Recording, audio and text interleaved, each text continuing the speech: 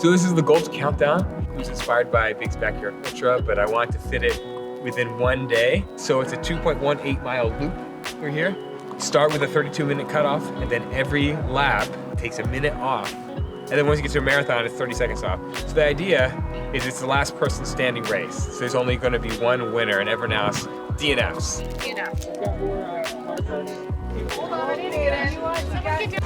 Definitely went out too fast.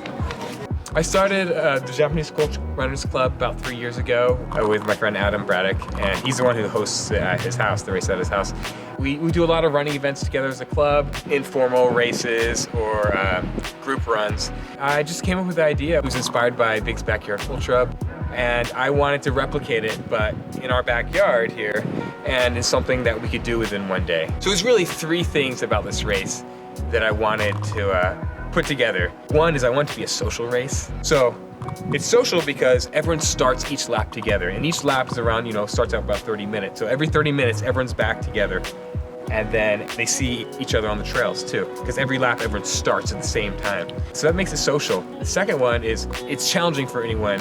It was something. Aw, that hurt, man. Now just rest for a little while. Whether you're just out to run a 5K or 10K, or you want to go for a whole marathon, you can challenge yourself if you want to. The third one, anyone can do it. Maybe your goal is just to do a few laps, or maybe your goal is to win the whole thing. It's really something for everyone. And that's what makes the race, this format, really special, because it's really whatever you make it. You can make it a really casual race, or you can be a really competitive race.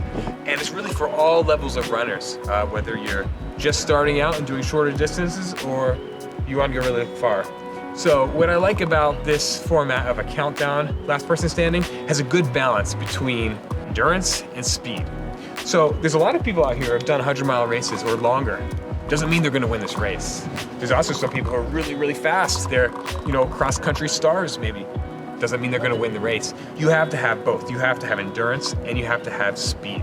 Races last year went to 37 miles, and it got pretty fast at the end. So it's kind of like run a marathon, and then go run a 5K cross-country race. And you have to do both in order to win.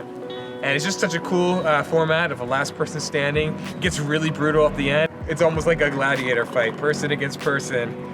You have to use some psychological tricks too sometimes. Act like you're feeling great when maybe you're not. It was wonderful. It gets better each time, actually. It's a cool race. It's really unique. I haven't heard anything like it before. It's a lot of fun.